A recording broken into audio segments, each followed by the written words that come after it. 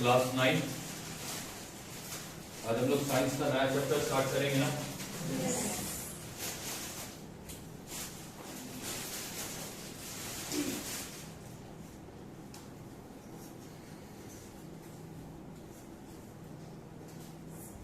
आज जो चैप्टर पढ़ने वाले उसका नाम क्या है? Work and energy.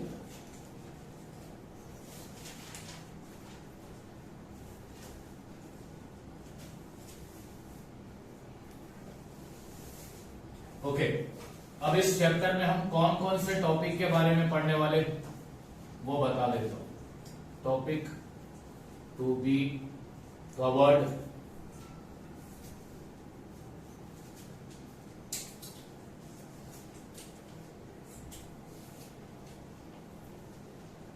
इस चैप्टर में हम पढ़ेंगे वर्क के बारे में, एनर्जी,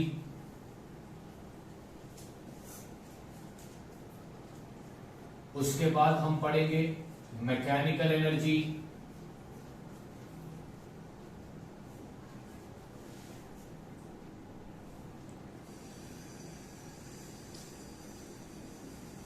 मैकेनिकल एनर्जी के बाद हम पढ़ेंगे law of conservation of energy,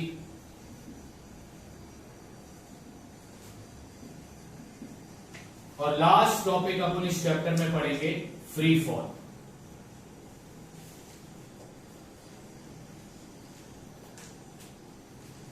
ये सारे टॉपिक अपन इस चैप्टर में पढ़ने वाले। Work, energy, mechanical energy, law of conservation of energy, और एट लास्ट अपन क्या पढ़ेंगे? Free fall. ठीक,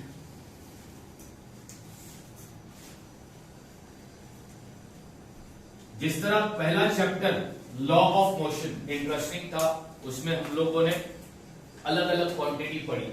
हम लोगों ने distance, displacement, speed, velocity, acceleration, और क्या पढ़ा था? मोमेंटम, और क्या पढ़ा था? इक्वेशन ऑफ मोशन, ठीक है, law of conservation of momentum. फिर हमने क्या पढ़ा? न्यूटन के फ्री लॉ ऑफ मोशन। सारी चीजें इंटरेस्टिंग पढ़ी। अब इस चैप्टर में भी तुम दो क्वांटिटी के बारे में पढ़ने वाले हो, दो फिजिकल क्वांटिटी के बारे में पढ़ोगे।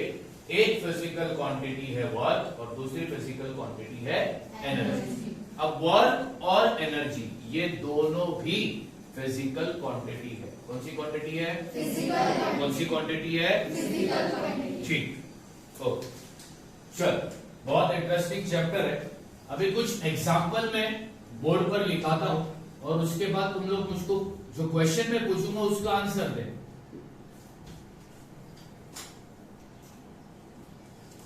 Person a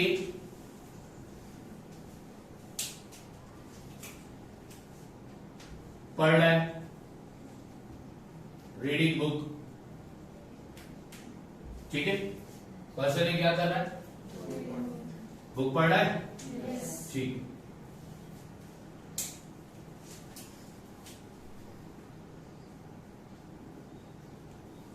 person B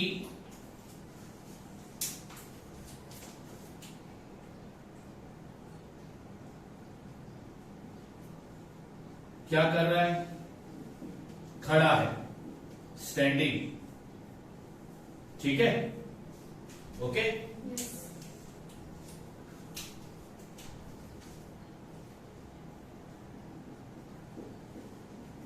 person सी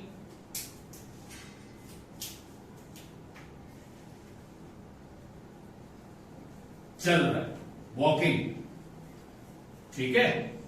कितने पर्सन है? 3 पर्सन। पर्सन ए क्या कर रहा है? बुक पढ़ रहा है। पर्सन बी खड़ा है। पर्सन सी चल रहा है। 3 लोग हैं। अब पर्सन ए पढ़ रहा है, पढ़ रहा है, पढ़ रहा है, पढ़ रहा है, पढ़ रहा है, पढ़ रहा है, पढ़ रहा है। एट द एंड वो टायर्ड हो जाएगा, ठीक है। टायर्ड होने के बाद वो बुक बंद कर देगा, बुक बंद कर देगा और बैठेगा। उतने में पर्सन ए की मम्मी आई और पर्सन ए की मम्मी ने पर्सन ए से कहा कि बेटा क्यों है भाई, तो पर्सन ए क्या कहेगा? मैं थक गया, बराबर।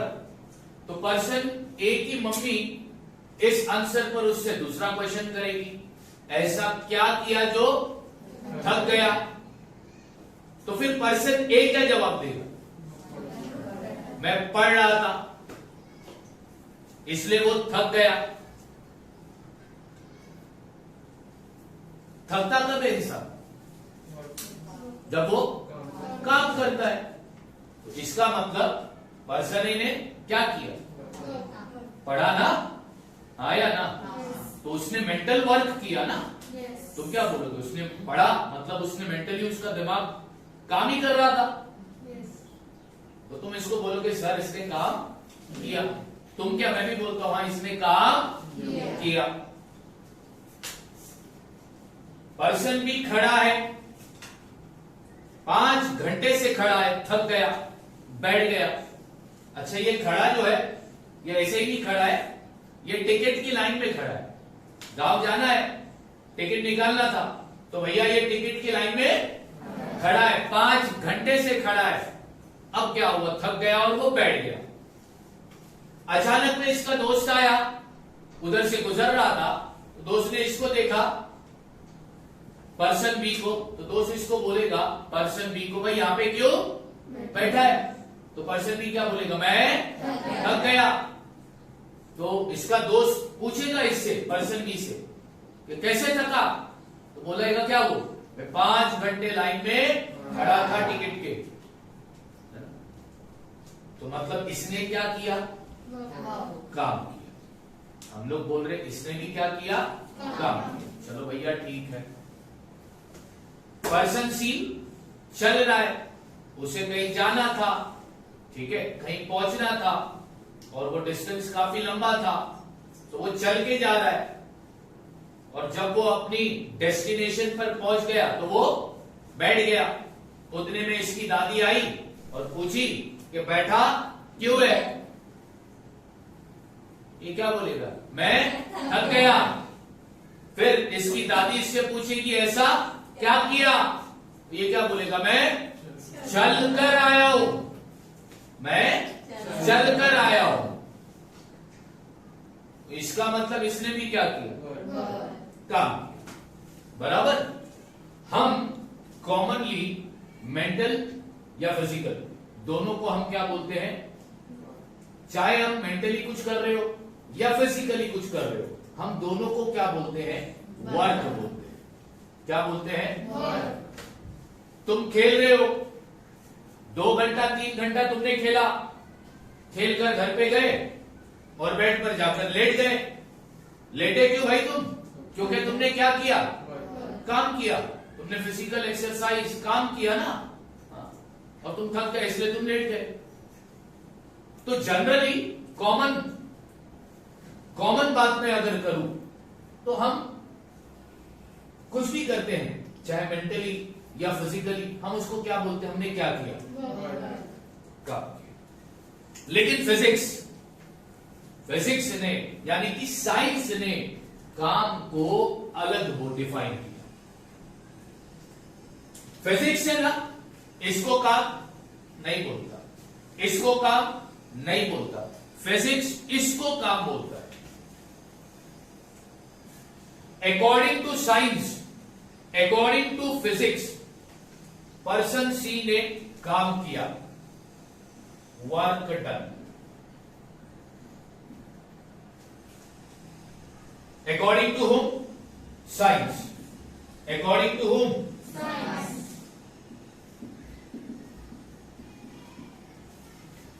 अकॉर्डिंग टू साइंस या according to physics, person C ने काम किया, पर्सन ए और बी ने काम नहीं किया। अब तुम बोलो कि अजीब जबरदस्ती है भैया, पढ़ो। तू भी बोल रहा है, साइंस बोलता है तुमने पढ़ाई की, मतलब तुमने कोई काम नहीं किया।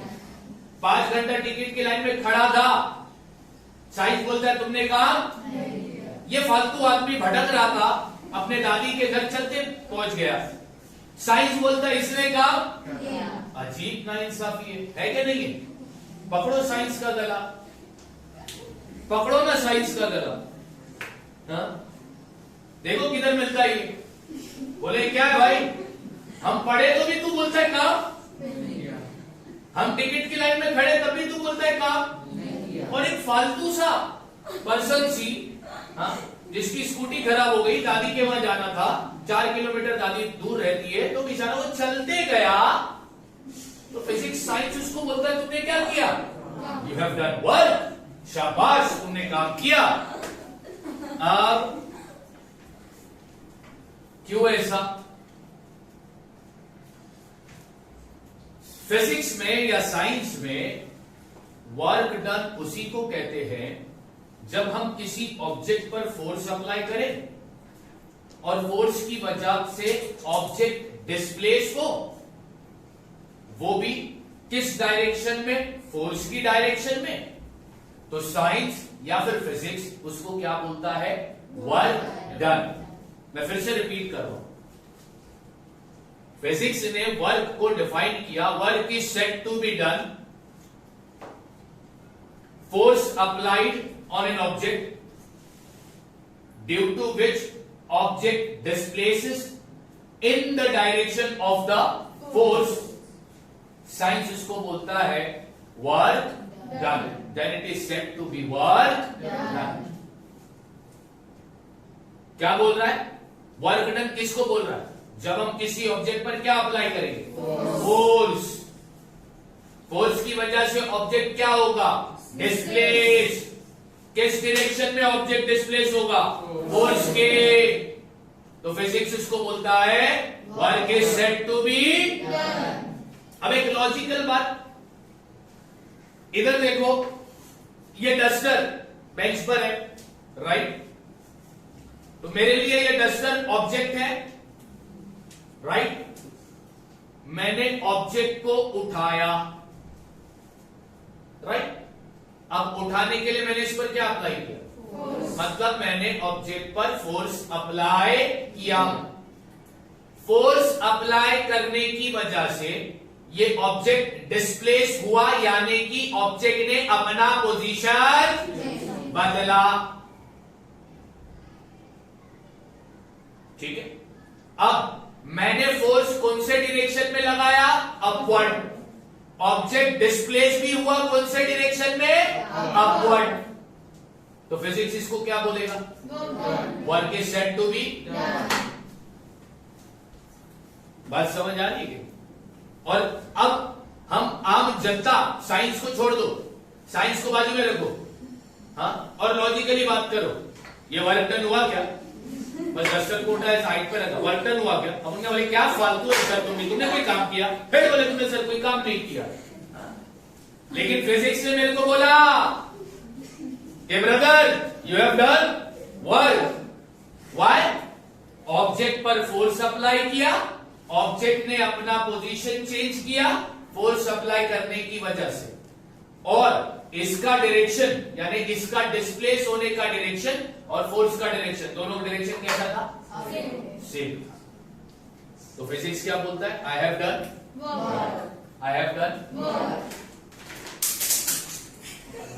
Work done. ये वर्क डन हुआ कि नहीं हुआ, हाँ या ना? मैंने मार्कर पे क्या लगाया, मार्कर ने अपना पोजीशन चेंज कर दिया।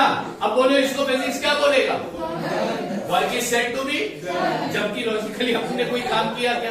मार्कर किधर बैठ,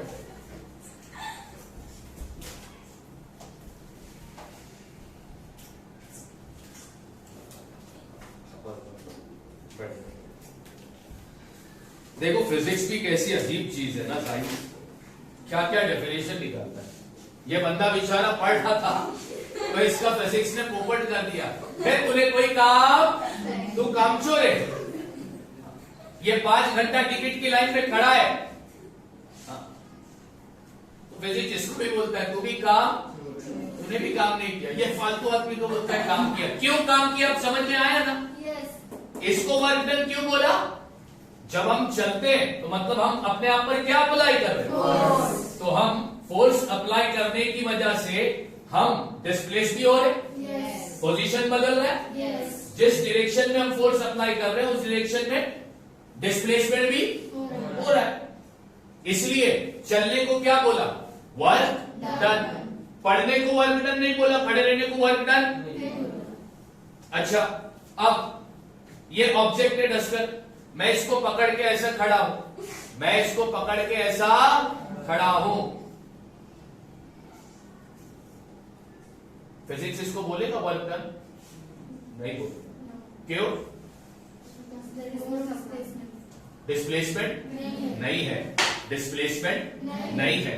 तो चलो अभी इससे बनेगा अपना डेफिनेशन किसका, वर्क का। अब वर्क का डेफिनेशन क्या बनेगा वो लिखा देता हूं।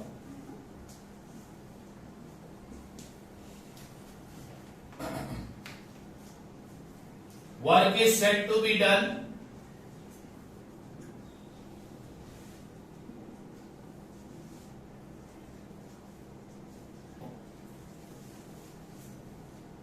when a force applied on an object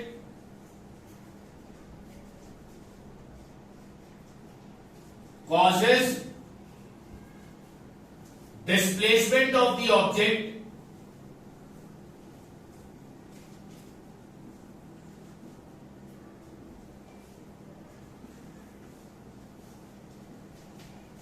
in the direction of force.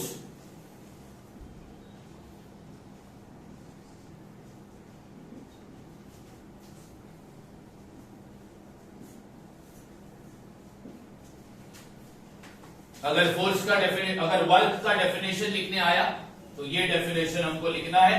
Definition क्या बोलता है, work is said to be when a force on home and because of force, इस फोर्स की वजह से ऑब्जेक्ट क्या हुआ, ऑब्जेक्ट का डिस्प्लेसमेंट का डायरेक्शन। अच्छा, ऑब्जेक्ट का डिस्प्लेसमेंट किस डायरेक्शन में हुआ, इन the direction of, in the direction of, in the direction of. तो फिजिक्स इसको बोलता है वर्क डन। अब एक लॉजिकल बात बताओ, जितना ज्यादा फोर्स लगाओगे, जितना ज्यादा फोर्स लगाओगे उतना ज्यादा डिस्प्लेसमेंट होगा, जितना ज्यादा फोर्स लगाओगे उतना ज्यादा काम होगा, जितना ज्यादा फोर्स लगाओगे उतना ज्यादा डिस्प्लेसमेंट होगा। यस और नो? फोर्स ज्यादा होगा तो काम ज्यादा होगा, डिस्प्लेसमेंट ज्यादा होगा तो काम, यस और नो? यस और नो? तो इससे एक बात क्या समझ में आई कि work is directly proportional to force and work is directly proportional to displacement. ये साइड पता है ना, अभी चैप्टर नंबर 1 कर लिया। ये साइड क्या, इस साइड को क्या बोलते हैं, ठीक है। यानी कि फोर्स, वर्क और फोर्स के बीच में जो रिलेशन है वो कैसा है, वर्क और डिस्प्लेसमेंट के बीच में जो रिलेशन है वो कैसा है, क्यों? क्योंकि अगर फोर्स बढ़ेगा तो वर्क भी, और फोर्स घटेगा तो वर्क डन भी। ठीक उसी तरह अगर डिस्प्लेसमेंट बढ़ेगा तो वर्क भी, अगर डिस्प्लेसमेंट घटेगा तो वर्क भी। बात समझ में आई कि नहीं? यस और नो? तो इससे अब क्या बनेगा, इससे वर्क डन का फॉर्मूला बनेगा। क्या बनेगा, वर्क डन का। अब वर्क डन का फॉर्मूला क्या बनेगा, therefore work done is equal to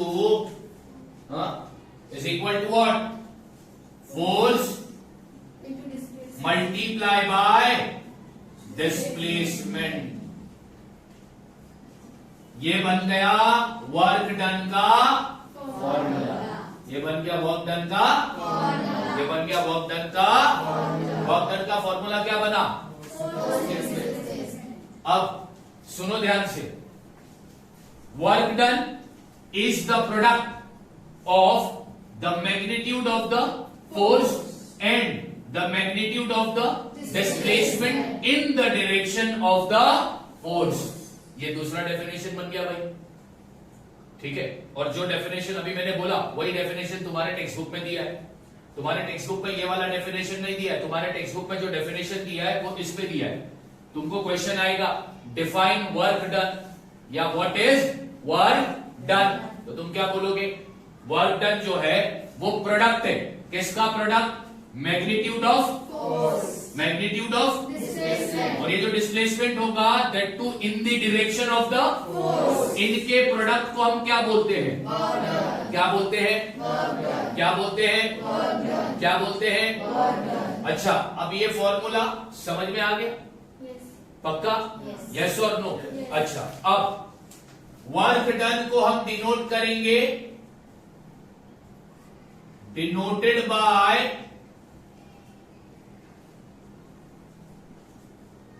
W, capital W। Capital W stand for force को तो हमें पता है ना कैसा डिनोट करते।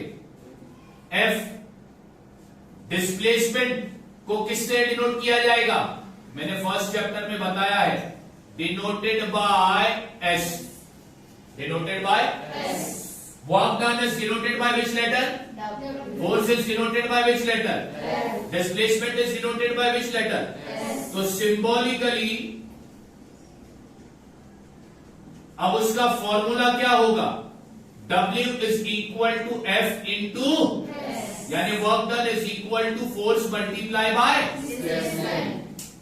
बात समझ आ गई? यस और नो? तो फिजिक्स वर्क डन के लिए फिजिक्स ने क्या शर्त रखी है? दो शर्त रखी है। एक तो भैया ऑब्जेक्ट पर क्या अप्लाई करो? फोर्स की वजह से ऑब्जेक्ट क्या होना चाहिए? That too in the direction of, that too in the direction of, that too in the direction of. बात समझ में आ गई? चलो अब क्या करेंगे? अब वर्क डन का एसआई यूनिट निकालेंगे। अब एसआई यूनिट क्या होता है पता है ना? हर क्वांटिटी को मेजर करने के दो सिस्टम है, एक एसआई सिस्टम और दूसरा सीजीएस सिस्टम। तो फिलहाल तो अपन एसआई सिस्टम देखते हैं।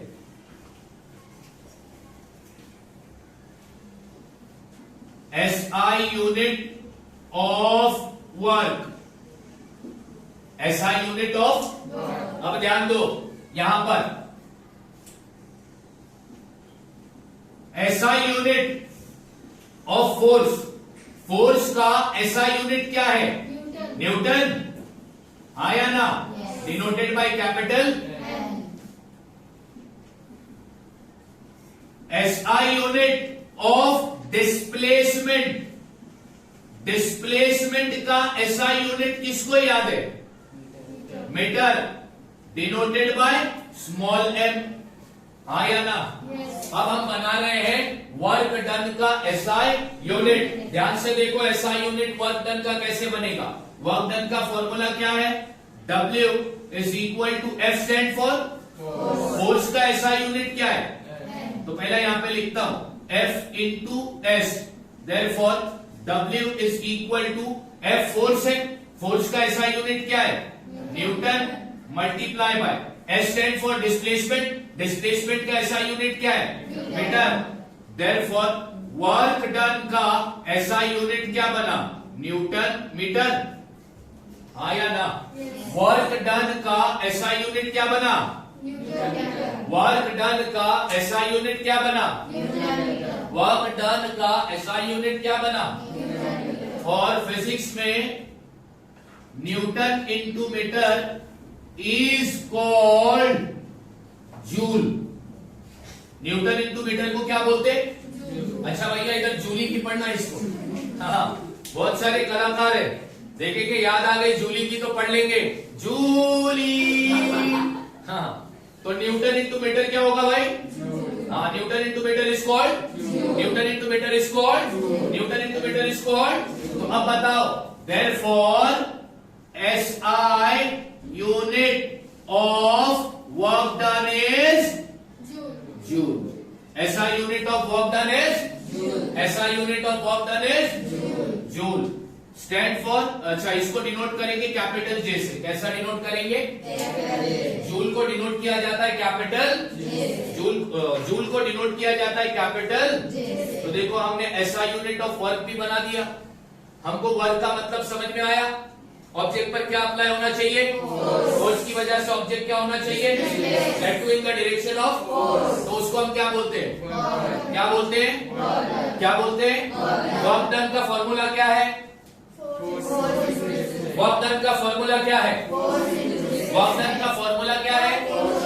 फोर्स इनटू, ठीक है। वर्क डन का एसआई यूनिट क्या है? वर्क डन का एसआई यूनिट क्या है? वर्क डन का एसआई यूनिट क्या है? इतना समझ में आ गया? पक्का? ठीक है।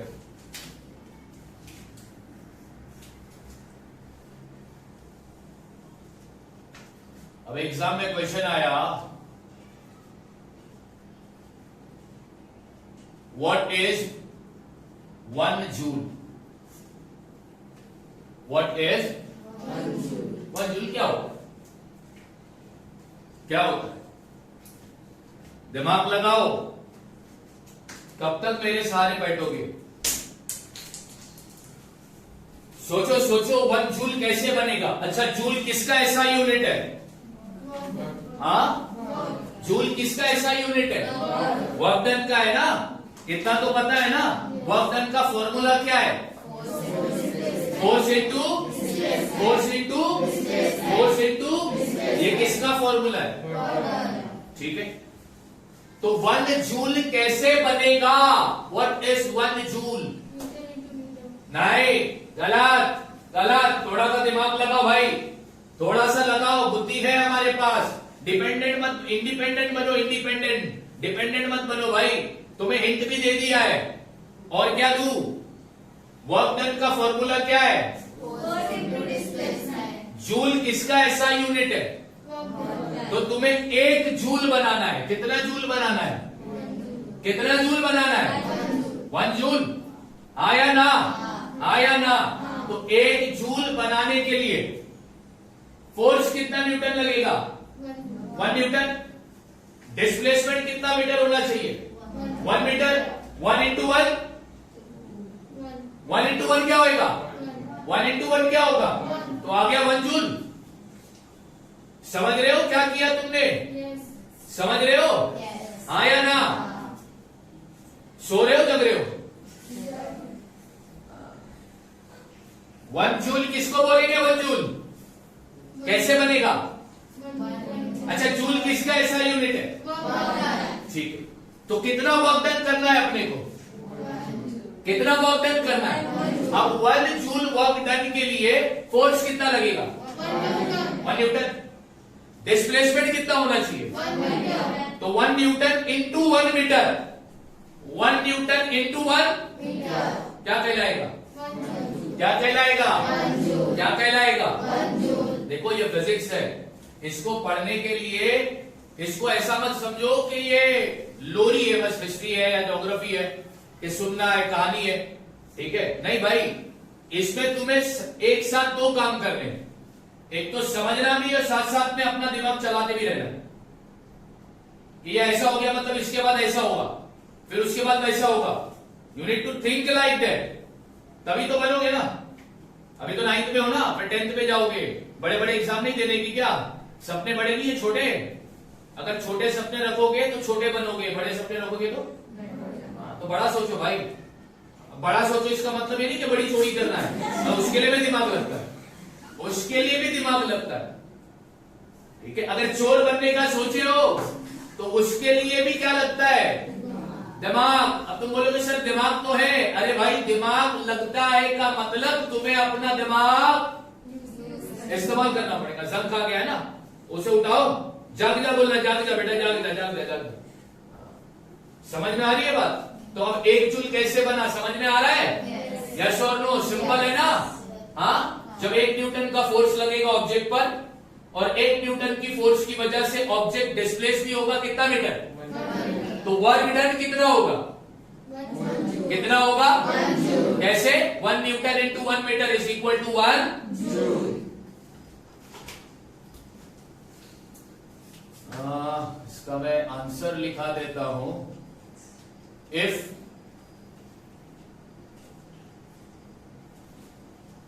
One newton of force is applied, कितना फोर्स अप्लाई हुआ है? 1 न्यूटन। क्या 1 newton of force displaces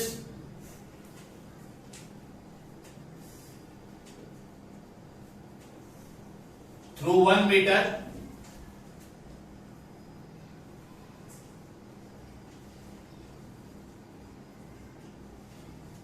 one Newton of force displaces an object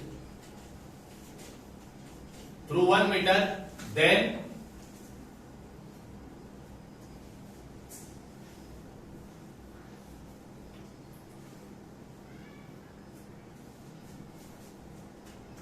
the amount of work done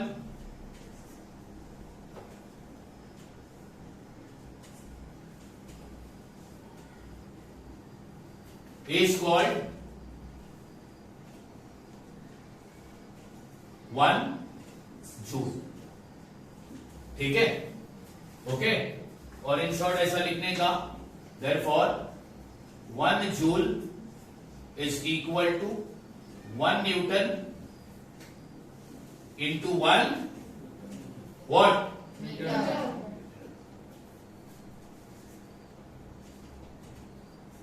अक्सर मीटर की स्पेलिंग गलत, समझ में आ रहा है कि नहीं? अच्छा, मैं जरा तुम्हारा ध्यान डेफिनेशन पर मोड़ना चाहता हूं। ऑब्जेक्ट पर क्या अप्लाई होना चाहिए? फोर्स की वजह से ऑब्जेक्ट क्या होगा? That too in the direction of force, यानी डिस्प्लेसमेंट का और फोर्स का डायरेक्शन जब सेम होगा, सुनो ध्यान से, डिस्प्लेसमेंट का और अप्लाइड फोर्स का डायरेक्शन, दोनों का डायरेक्शन जब सेम होगा तो वर्क डन क्या होगा? F into S. फिर से सुनो क्या बोल रहा हूं। डिस्प्लेसमेंट का डायरेक्शन और फोर्स का डायरेक्शन दोनों का, तो वर्क डन कितना होगा? कितना होगा? कितना होगा? कितना होगा? F into S. Now suppose करते हैं, सपोज क्या करते हैं, हकीकत की बात करते हैं, फोर्स अप्लाई करेंगे तो ऑब्जेक्ट डिस्प्लेस होगा। जरूरी थोड़ी है कि ऑब्जेक्ट का डिस्प्लेसमेंट और फोर्स का डायरेक्शन सेम हो, दोनों का डायरेक्शन अलग भी तो हो सकता है ना। अप्लाइड फोर्स का डायरेक्शन और डिस्प्लेसमेंट का डायरेक्शन अलग भी तो हो सकता है कि नहीं हो सकता? हो सकता है। समझ रहे हो मैं क्या बोल रहा हूं? हाँ या ना? अच्छा, बचपन में गाड़ी खरीदे हो, धक्का देकर या रस्सी चला, वो की रस्सी लगती है गाड़ी पर, उसे खींच के चलती है गाड़ी। बचपन में खिलौना खेले हो? ठीक है, तो थोड़ा बचपन को याद करते हैं। अच्छा, वर्क डन का डेफिनेशन समझ में आया? वर्क डन का फॉर्मूला समझ में आ गया? एसआई यूनिट ऑफ वर्क कैसे बना वो समझ में आ गया? 1 जूल किसको बोलते हैं वो समझ में आ गया? ठीक।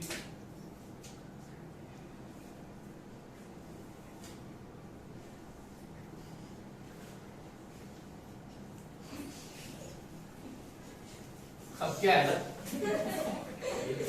इसको सुंदर रूप दे देते, ठीक है ना? अब नहीं, ये गाड़ी थोड़ी नीचे चाहिए, गाड़ी थोड़ी नीचे चाहिए, क्योंकि अभी कैरेक्टर भी तो लाएंगे ना, तो गाड़ी थोड़ी छोटी बना देता हूं।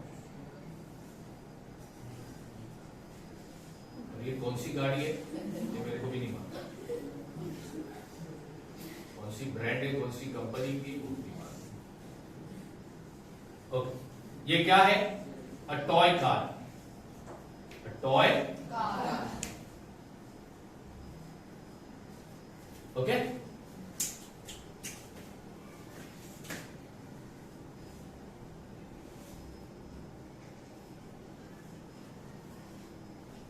ये कौन है? Shahid, small boy. बचपन की बात कर रहे हैं ना, तो उसको थोड़ा बचपन में लेके जाते हैं ना भाई, ठीक है? हाँ, उसका हाथ बना देते भाई, हाथ भी हो हाथ, ठीक है। Now listen it careful.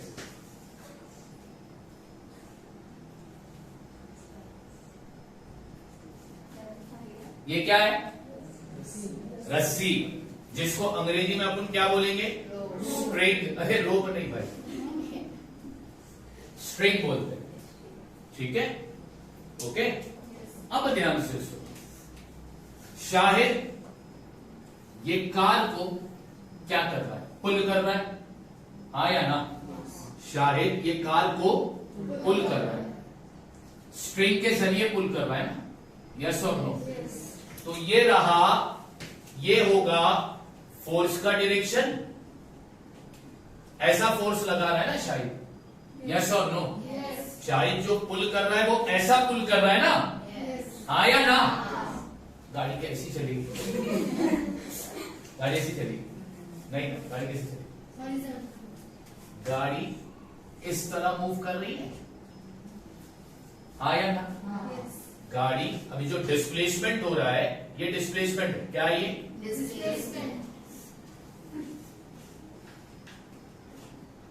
Horizontal displacement हो गया, यस और नो?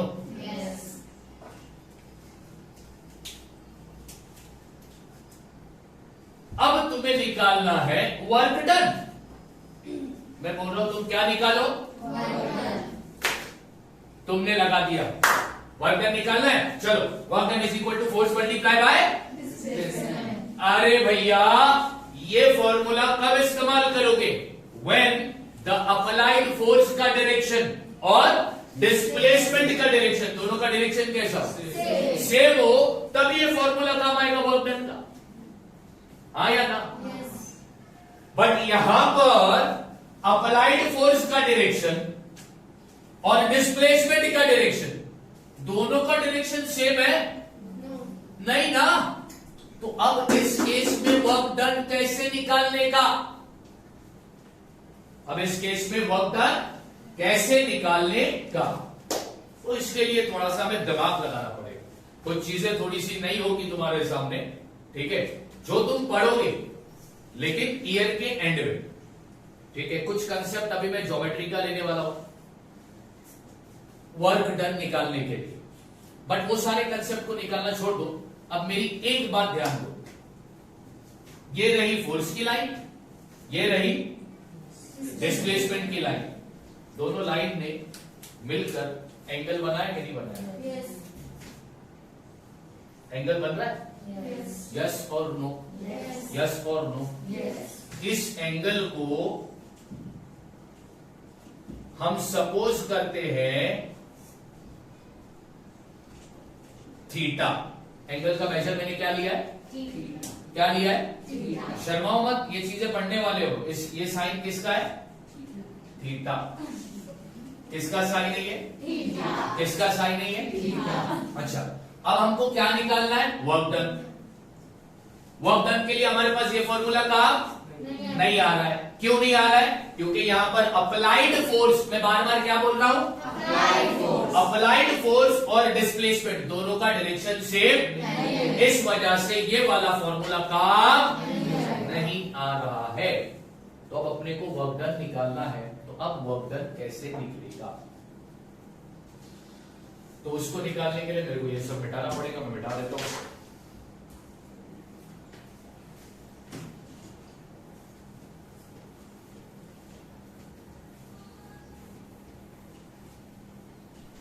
सीधा 2 मिनट वीडियो पॉज कर दें।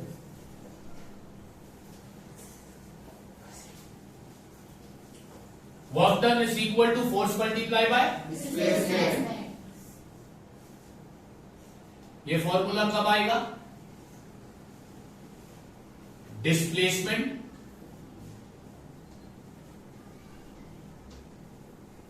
is in the direction of force या अप्लाइड फोर्स, जो भी बोल दो चले, ठीक है, ओके। नाउ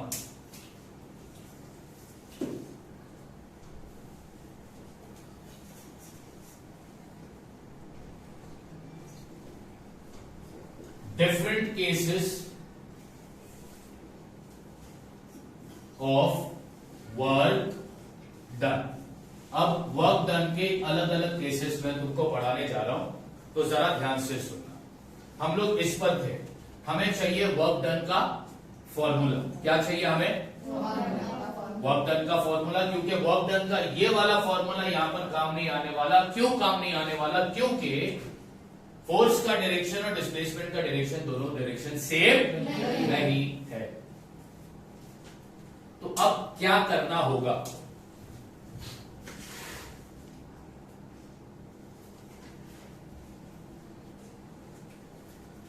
अभी यहां पे मैं लिख रहा हूं, जरा ध्यान देना।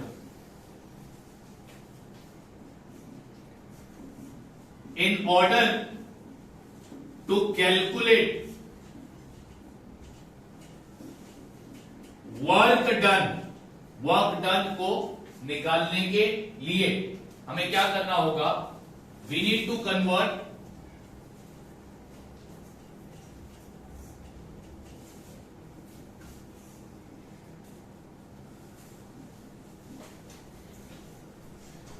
applied force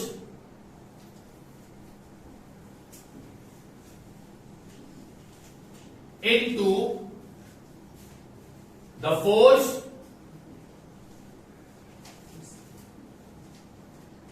acting along the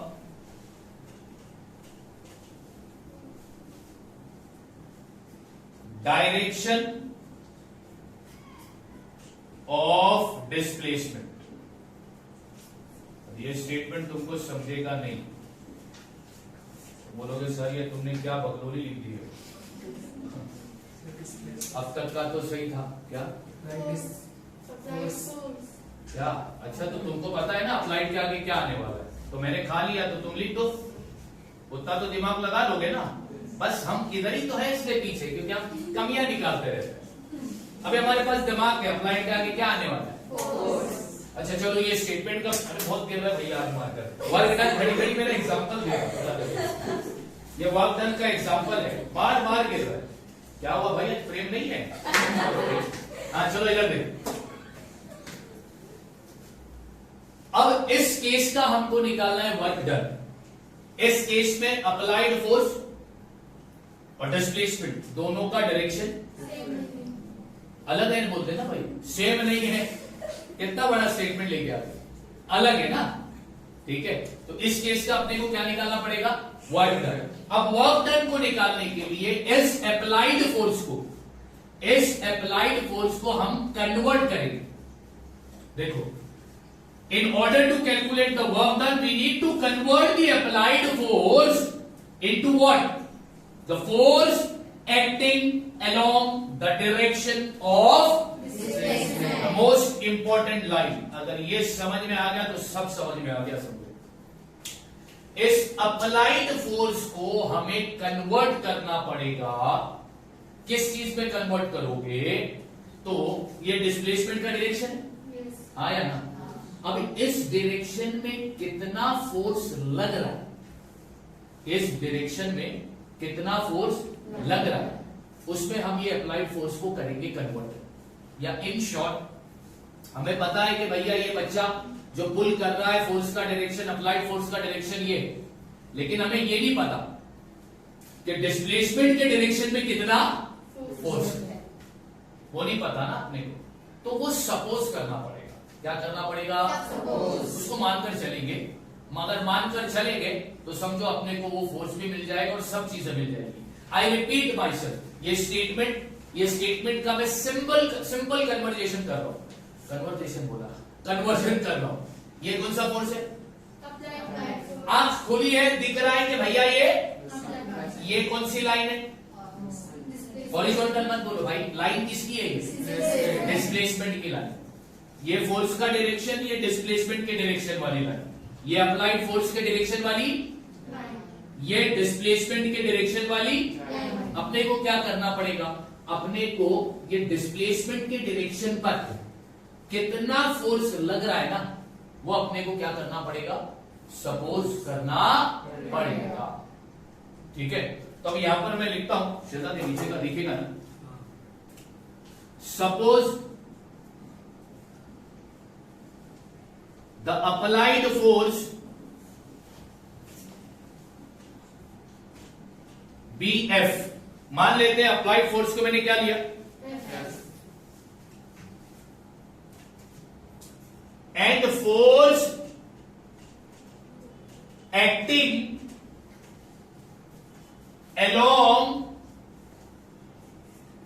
the direction of displacement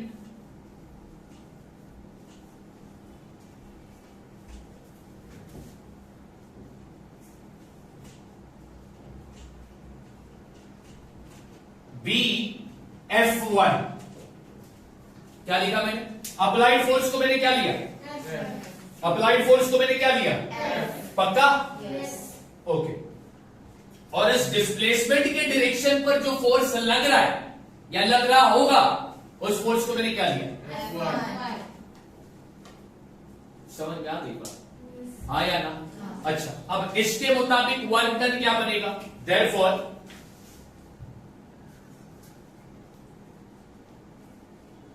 work done is equal to F into S है ना फॉर्मूला, जिसमें F और S का डायरेक्शन क्या होना चाहिए, सेम होना चाहिए। अब यहां पर F1 और S का डायरेक्शन क्या है, सेम है ना, यस और नो, तो क्या लिखता हूं, work done is equal to F1 multiply by S, इसको देता हूं मैं इक्वेशन नंबर 1। अब तक वर्क डन मिला नहीं है, क्यों नहीं मिला, क्योंकि अपने को क्या चाहिए, सबसे पहला F1 यानी जिस डिस्प्लेसमेंट के डायरेक्शन पर फोर्स कितना है वो चाहिए मेरे को पहला, वो एक बार मिल गया तो समझो वर्क डन भी मिल जाएगा। समझ में आ रही है बात, हाँ या ना। क्या फाइंड कर रहे हैं अपन, वर्क डन। क्यों फाइंड कर रहे हैं वर्क डन, क्योंकि यहां पर अप्लाइड फोर्स का डायरेक्शन डिस्प्लेसमेंट का डायरेक्शन सेम नहीं है।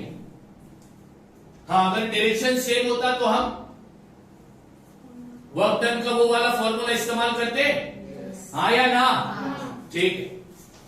लेकिन अभी तक वो फॉर्मूला कहा, तो हमने क्या किया, हमने बोला अप्लाइड फोर्स को ले लो F, डिस्प्लेसमेंट को ले लो S, ठीक है, डिस्प्लेसमेंट को ले लो S, और डिस्प्लेसमेंट के डायरेक्शन पर जो फोर्स एक्ट कर रहा होगा उसको मैंने क्या लिया। तो अब वर्क डन के फॉर्मूले के मुताबिक वर्क डन क्या मिलेगा, F1 इंटू, अब यहां पर मैंने F क्यों नहीं लिखा, क्योंकि डिस्प्लेसमेंट के डायरेक्शन पर जो फोर्स काम कर रहा है वो हमने क्या सपोज किया है, इसलिए यहां पर क्या आया, F1 into F1 into F1 into, बात समझ आ गई, हाँ या ना, पक्का, पक्का, इतना क्लियर हो गया। अब तक वर्क डन मेरे को मिला, अच्छा, ये फोर्स अप्लाइड फोर्स वाली लाइन और हॉरिजॉन्टल वाली लाइन जब मिलेगी तो एंगल बनाएगी, उस एंगल को अपन क्या बोलते हैं, क्या बोलते हैं, क्या बोलते हैं, क्या बोलते हैं,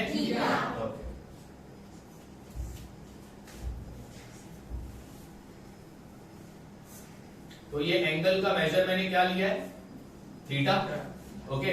अब क्या करता हूं मैं, इसको इससे कनेक्ट कर देता हूं, हाँ, मैंने एक लाइन बनाई और अब ये है तुम्हारा पॉइंट ए, ये है तुम्हारा पॉइंट बी, और ये है तुम्हारा पॉइंट सी। अब ये बन गया ट्राइंगल, कौन सा ट्राइंगल बना, राइट एंगल ट्राइंगल। क्यों बना ये राइट एंगल ट्राइंगल, क्योंकि इसमें एक एंगल, ठीक है। अब मेरे को वर्क डन फाइंड करना है ना, इसलिए मैंने ड्रॉ कर दिया राइट एंगल ट्राइंगल। अब यहां पर वर्क डन फाइंड करने के लिए बच्चों में ट्रिग्नोमेट्री रेशियो का इस्तेमाल करूंगा। किसका इस्तेमाल करूंगा, अब तुम बोलोगे सर ये ट्रिग्नोमेट्रिक रेशियो क्या है, तुम्हारे ज्योमेट्री के सिलेबस में लास्ट या सेकेंड लास्ट चैप्टर ट्रिग्नोमेट्री है, ज्योमेट्री में लास्ट या सेकेंड लास्ट चैप्टर क्या है, ट्रिग्नोमेट्री है, उसमें पूरा मैं तुम्हें ट्रिग्नोमेट्री पढ़ाने वाला। बस एक बात याद रखना, ट्रिग्नोमेट्री वाला जो कंसेप्ट है ना वो राइट एंगल ट्राइंगल के लिए इस्तेमाल किया जाता है। किसके लिए इस्तेमाल किया जाता है, किसके लिए इस्तेमाल किया जाता है, 6 ट्रिग्नोमेट्रिक रेशियो है, sine theta, cos theta, sec theta, cosec theta, tan theta, cot theta. Trigonometric ratio कितने हैं, 6। ट्रिग्नोमेट्रिक रेशियो कितने हैं? 6। लेकिन इधर वर्क डन फाइंड करने के लिए मैं जो ट्रिग्नोमेट्रिक रेशियो का इस्तेमाल करूंगा वो है cos थीटा। कौन सा इस्तेमाल करूंगा? तो सबसे पहला cos थीटा का रेशियो क्या बोलता है वो बताता हूं मैं तुमको। cos theta is equal two adjacent side upon hypotenuse. cos theta trigonometric ratio क्या है? cos theta is equal two adjacent side upon, यहां पर मेरे को वर्क डन फाइंड करना है। वर्क डन से पहला मुझे क्या फाइंड करना था? एक बार F1 मिल गया तो समझो मुझे वर्क डन, क्योंकि ये F1 हमने सपोज किया है ना, हाँ या ना? F1 हमने सपोज किया, तो मुझे ये F1 चाहिए। इस F1 के लिए मैंने ड्रॉ किया राइट एंगल, और मैं इस्तेमाल करूंगा ट्रिग्नोमेट्री, वो भी कौन सा? cos theta. cos थीटा का ट्रिग्नोमेट्रिक रेशियो क्या बोलता है? ठीक है। अब तुमने अप्लाइड फोर्स को क्या सपोज किया था? F, हाँ, और डिस्प्लेसमेंट वाले डायरेक्शन में जो फोर्स अप्लाई हो रहा है उसको तुमने क्या लिया? F1। यस और नो? यानी मेरे पास F है और कौन सा रेशियो ले रहा हूं मैं? cos। अब ये एंगल थीटा है, ठीक है। अब यहां पर देखो, मैं लिखता हूं देयरफॉर, शहजाद दिख रहा है ना पूरा? cos थीटा, cos थीटा का फॉर्मूला क्या है? Adjacent side upon adjacent side upon adjacent side upon. तो हाइपोटेनियस सबको पता है, हाइपोटेनियस क्या होता है? 90 डिग्री वाले एंगल की अपोजिट साइड को क्या बोलते हैं? 90 डिग्री वाले एंगल की अपोजिट साइड को क्या बोलते हैं?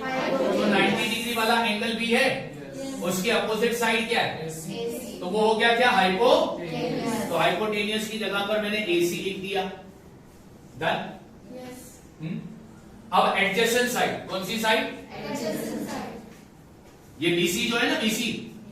अब ये थीटा के लिए, इस एंगल के लिए ये BC हो जाएगी एडजेसेंट साइड। कौन सी हो जाएगी? अच्छा, एंगल थीटा के लिए अपोजिट साइड क्या हो गई? AB। हाइपोटेनियस क्या हो गया? AC। तो जो साइड बन गई, बच गई, वो कहलाई जाएगी एडजेसेंट। ध्यान देना, समझ रहे हो? हाँ।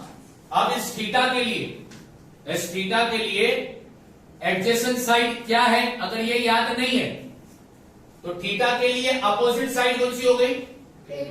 हाइपोटेनियस तो सेम रहेगा क्या? कौन सी साइड बची? तो वो बन जाएगी थीटा के लिए एडजेसेंट। तो हम कौन से रेशियो का इस्तेमाल कर रहे हैं? cos थीटा का रेशियो क्या बोल रहे हैं? अभी यहाँ पर एंगल C थीटा है ना? एंगल C का मेजर तुमने क्या लिया है? क्या लिया है? थीटा लिया है। तो ये थीटा का हाइपोटेनियस AC है और एडजेसेंट साइड क्या है ना? अब आगे देखो, यहां पे लिखता हूं therefore cos theta is equal to BC क्या है? F1 अपॉन AC क्या है? F। लिख दिया। क्या आया? cos theta is equal to F1 upon, अपने को किसकी वैल्यू चाहिए? किसकी वैल्यू चाहिए? देखो F1 की वैल्यू आ गई। अब ये F1 को मैं एज इट इज रखता हूं, ये cos theta as it is है। अब ये F डिवाइड से इधर गया तो ये किसकी वैल्यू मिल गई मेरे को? किसकी वैल्यू मिली? किसकी वैल्यू मिली? अब तुमको क्या करना है मालूम? यहां पर तुम लिखोगे सब्स्टिट्यूटिंग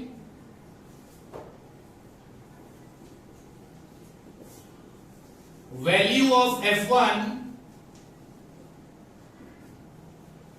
इन इक्वेशन नंबर, इसको अपन ने इक्वेशन नंबर 1 दिया था।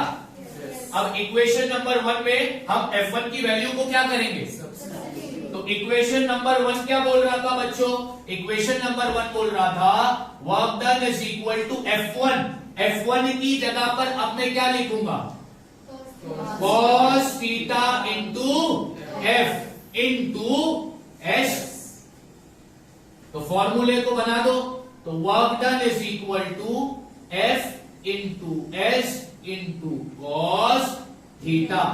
ये बन गया तुम्हारा वर्क डन का फॉर्मूला जब direction of displacement and direction of the applied forces not. समझ में आ गई बात? हाँ या ना? जब direction of displacement and direction of applied force is not same, then the work done is equal to what? F into S into cos theta. Theta means angle. Theta means angle. Theta means angle. Theta means angle. ये formula कब काम आएगा?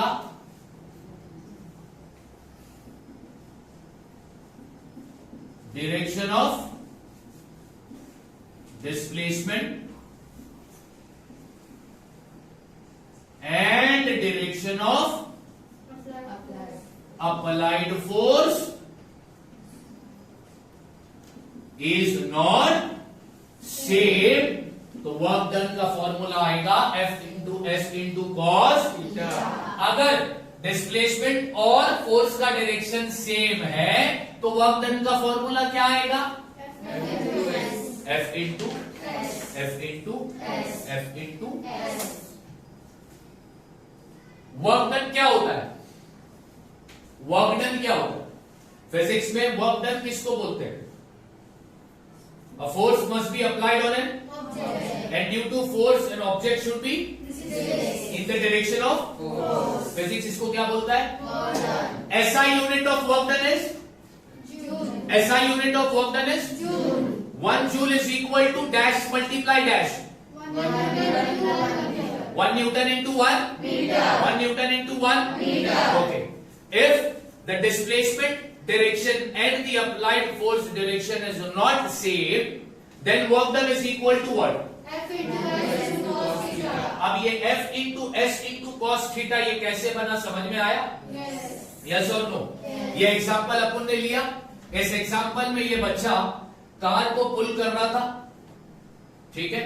तो ये बच्चे ने जो force लगाया वो स्ट्रिंग पे लगाया, तो ये डायरेक्शन हो गया फोर्स का, अप्लाइड फोर्स का, और कार डिस्प्लेस हुई हॉरिजॉन्टली, तो ये डायरेक्शन हो गया डिस्प्लेसमेंट का। तुमने देखा कि अप्लाइड फोर्स और डिस्प्लेसमेंट दोनों का डायरेक्शन सेम, इसका मतलब सर ये वाला वर्क डन का फॉर्मूला काम आने वाला, तो फॉर्मूला बनाओ दूसरा। तो दूसरा फॉर्मूला बनाने के लिए तुमने अप्लाइड फोर्स को क्या सपोज किया? क्या सपोज किया? F सपोज किया। और डिस्प्लेसमेंट वाले डायरेक्शन पर, यानी डिस्प्लेसमेंट जिस डायरेक्शन पर हो रहा है वहां पर भी तो फोर्स काम कर रहा होगा ना? वहां पर भी कुछ ना कुछ फोर्स लग रहा होगा, तो उस फोर्स को तुमने क्या लिया? F1। ठीक है, डन। तो वर्क डन क्या बना? फिर वर्क डन बना F1 इंटू, यहां पर F नहीं आया ना? क्यों नहीं आया? क्योंकि F का डायरेक्शन और S का डायरेक्शन डिफरेंट है, लेकिन तुमने F1 और S ये डायरेक्शन कैसा है? इसलिए यहां पर F की जगह पर क्या आया? अब तुम्हें किसकी वैल्यू चाहिए थी? F1 की वैल्यू फाइंड करने के लिए तुमने कौन सा ट्राइंगल बनाया? बनाया ना? और ट्रिग्नोमेट्रिक कौन सा रेशियो इस्तेमाल किया? क्या है cos थीटा? ठीक। डिस्प्लेसमेंट वाली लाइन, अप्लाइड फोर्स वाली लाइन जिस पॉइंट पर मिलते हैं वो पॉइंट पर एंगल बनता है कि नहीं बनता है? उस एंगल को हम लोग क्या बोलते हैं? क्या बोलते हैं? क्या बोलते हैं? तो तुमने cos थीटा का रेशियो लिया, cos थीटा के रेशियो की मदद से तुम्हें F1 की वैल्यू मिली, हाँ या ना? फिर उस F1 की वैल्यू को तुमने इक्वेशन नंबर 1 में क्या किया? तो तुम्हें वर्क डन का नया फॉर्मूला मिला। क्या मिला? F into S into cos, और ये फॉर्मूला कब लोगे? जोर से बोलो। डायरेक्शन ऑफ, और दूसरा डायरेक्शन ऑफ कैसे होने चाहिए? Not same. ये फॉर्मूला कब लगाओगे?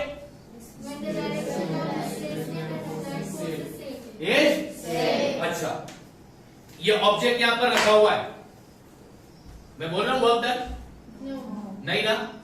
क्यों नहीं है वर्क डन? ना तो ये ऑब्जेक्ट पर फोर्स अप्लाई हो रहा है, ना तो ये ऑब्जेक्ट डिस्प्लेस हो रहा है। जब फोर्स अप्लाई नहीं होगा तो डिस्प्लेस होगा क्या? नहीं होगा।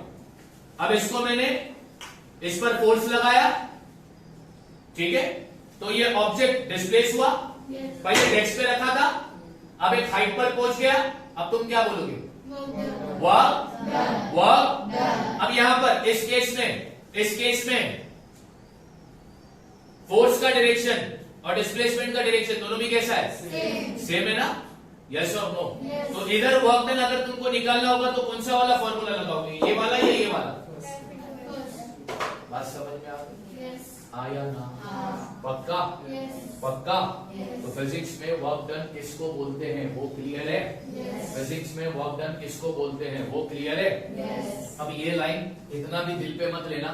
क्या बोल रहा है मालूम? In order to calculate the work done we need to convert the applied force into the force acting along the direction of the displacement. ठीक है, अपन कर क्या रहे हैं? अप्लाइड फोर्स को डिस्प्लेसमेंट वाले डायरेक्शन में जो फोर्स काम कर रहा है उसमें हम कर क्या रहे हैं? उसको कन्वर्ट ही तो कर रहे हैं। और कन्वर्ट करने के लिए इसको हमने अज्यूम किया कि डिस्प्लेसमेंट वाले डायरेक्शन में मान लो जो फोर्स लग रहा है वो क्या है? वो क्या है? वो क्या है? बात समझ में आई? हाँ या ना? तो आज तुमने क्या पढ़ा? वर्क डन का मतलब, वर्क डन का एसआई यूनिट, वर्क डन का फॉर्मूला, 1 जूल किसको बोलते वो पढ़ा।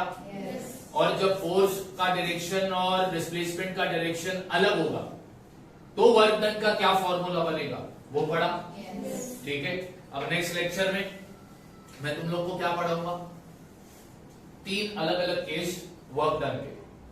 ठीक है, 3 अलग अलग केस पढ़ाऊंगा। 3 केस पढ़ने हैं तुम्हारे सिलेबस में, वर्क डन के 3 डिफरेंट केस।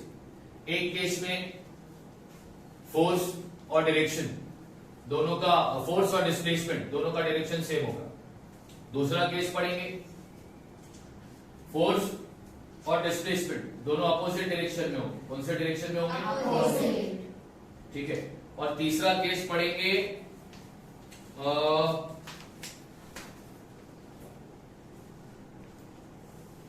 फोर्स और डिस्प्लेसमेंट जब एक दूसरे से परपेंडिकुलर होंगे। कैसे होंगे? तो फोर्स का डायरेक्शन और डिस्प्लेसमेंट का डायरेक्शन अगर सेम है तो वर्क डन क्या होगा? फोर्स का डायरेक्शन डिस्प्लेसमेंट का डायरेक्शन अपोजिट है तो वर्क डन क्या होगा? फोर्स का डायरेक्शन और डिस्प्लेसमेंट का डायरेक्शन एक दूसरे से परपेंडिकुलर है तो वर्क डन क्या होगा? ये मिलेगा तुमको नेक्स्ट लेक्चर में। बात समझ आ गई? ठीक है ना? आज का लेक्चर समझ में आया?